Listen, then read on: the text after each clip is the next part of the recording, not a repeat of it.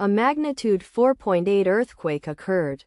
Ryukyu Islands, Japan. 136 kilometers NNW of Naze, Japan, or 249 kilometers SSW of Kagoshima, Japan. On Friday, the 11th of July 2025, at 16 hours 30 minutes and 22 seconds local time, the quake had a depth of 28 kilometers and was not felt, or at least not reported so. Data source from EMSC. Did you feel it? Let us pray. May the earthquake that occurred not affect our brothers and sisters there. May the earthquake not happen again. And may God protect everyone. Amen.